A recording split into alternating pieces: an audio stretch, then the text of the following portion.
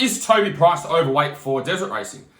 So I was reading an interesting interview, where he was saying that he's roughly 95 kilos, whereas most of the other riders are about 85. So there's a quick quote here from an interview. He said, "I think carrying a few extra rolls," referring to body fat, has actually helped me at times in the rally racing. I'm 6 foot to 95 kilos, so I'm up there on the scales. A lot of guys will ride around 85 kilos. I think strength helps in this sport because the bikes are about 185 kilos, referring to the Dakar bikes. For those of you that are new to the channel, my name is Andrew Hammer. I struggled with riding and race fitness for about 14 years of racing, and I don't want you to be one of those riders. So my thoughts on what Toby said here from three different perspectives is, first of all, you've got the body weight versus bike weight debate. So if you've got a very light rider on a very heavy bike, then I think it would be fair to say that rider is going to get thrown around more and going to have their work cut out for them more than someone who's a bit heavier. So if we took the extremes, for example, if we've got a 50 kilo rider on a 185 kilo Dakar bike in comparison to a 100 kilo rider on a 185 kilo Dakar bike, all things being equal, the 100 kilo rider is probably going to find it easier to ride that bike and be able to use the power and also be able to use the weight of the bike as well, because they've got more weight to be able to move the bike around. A 50 kilo person is going to struggle a lot to move a 185 kilo Dakar bike around because the Dakar bike is so much heavier than the 50 kilos.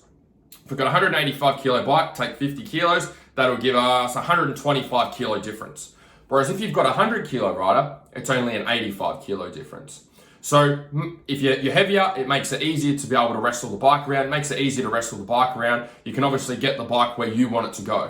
Whereas if you're a lot lighter, it's a lot harder to get the bike to where you want to go. The bike's telling you what to do rather than you telling the bike what to do.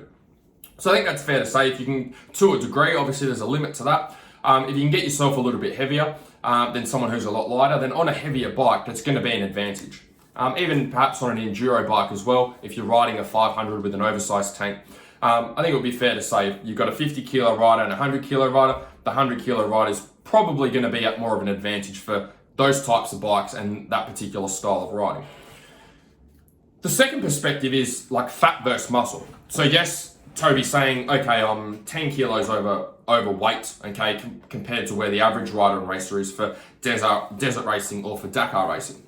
But is 10 kilos of body fat the same as 10 kilos of muscle? And that's really the comparison or the different perspective that I wanted you guys to pay attention to here is, could Toby benefit from being 10 kilos heavier, but having 10 kilos of extra muscle rather than having 10 kilos of extra body fat?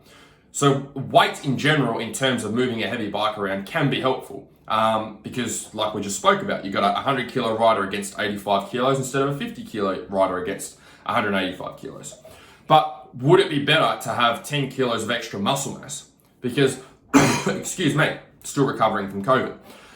If you've got 10 kilos extra of body fat, then the body fat is not actually useful in itself. Like fat doesn't have any use. It's just weight, right? It's just mass. Whereas muscle actually has a function. Muscle actually has strength in it, whereas fat doesn't. So would Toby be better off being at 95 kilos, but being at 10 or 12% body fat and having another 10 kilos of muscle rather than being at 95 kilos and having extra body fat instead? Personally, I think having the extra 5 or 10 kilos of muscle is something that's going to be more helpful because you can actually use the extra strength. You've got the advantage of extra weight, but you've also got the advantage of extra strength as well. Whereas when you just have extra body fat, you don't necessarily have the advantage of extra strength as well, because muscle is what gives you the strength. So personally, I think you would benefit more from having more muscle mass rather than having more body fat. The third thing is strength versus body weight. So it is possible to have someone who's 50 kilos who can be stronger than someone who is 100 kilos. And this comes down to the type of training that you do. So if you're interested in proving the point of this, is you can have a look at powerlifting or have a look at Olympic lifting. If you go and have a look at a powerlifting competition or Olympic lifting competition of guys and girls at the 50, 60 kilo mark, and you're 100 kilos, you'll see that there's guys and girls that lift a lot more weight than you do or you can, even though you're 100 kilos. And that comes down to the type of training that you do. So then this is another debate or a different perspective again. It's like, all right, Would it be better to cut down, Toby, say from 95 down to 85 kilos and be able to do a lot of weight training, a lot of strength training, and increase your overall strength rather than just relying on the extra body weight? And that's something I don't really have a specific answer for because it's more of a case-by-case basis.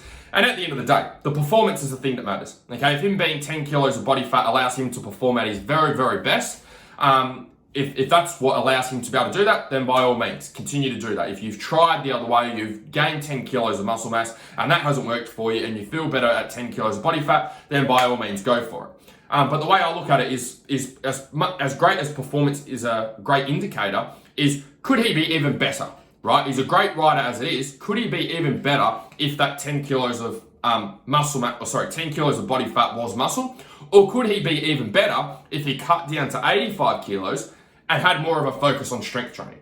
What if he got his deadlift up, okay, and got that up by 20 or 30 kilos? What if he got his back squat up by 20 or 30 kilos? What if he got his bent over rows up by 20 or 30 kilos? What if he got his overhead press up by 10 or 20 kilos? If he got all of those numbers up and he had the same level of strength that he has at 95 kilos, but he dropped his body weight back to 85 kilos, would that be more beneficial for him? Would that be a better way of attacking training? Would that allow him to be able to perform at a higher level? So my thoughts on this, to sum it up, would be the 10 kilos of body fat is not necessarily the thing that could be helping him the most. I feel like a better approach would be to gain 5 to 10 kilos of muscle mass so that you've actually got usable mass there rather than more unusable mass, and make sure that you're gaining strength. When you're gaining that muscle size, don't just focus on muscle size and bulking up. Focus on bulking up, but also focus on making sure that you're getting a lot stronger. And as I said, that's how you measure that in the gym. Get your deadlift up, get your back squat up, get your bent over rows up, get your overhead press up, get all of those numbers up, plus have the muscle mass there to help you on the bike. And then I feel like that could elevate a rider's riding from here all the way up to here. But as I said, at the end of the day, performance is the dictator. If it's working, it's great. But I always look at, is there more that could be done? Could that rider be even better than where they are at the moment? Could be 1% better, 5% better, 10% better. And that's what I'd be looking at.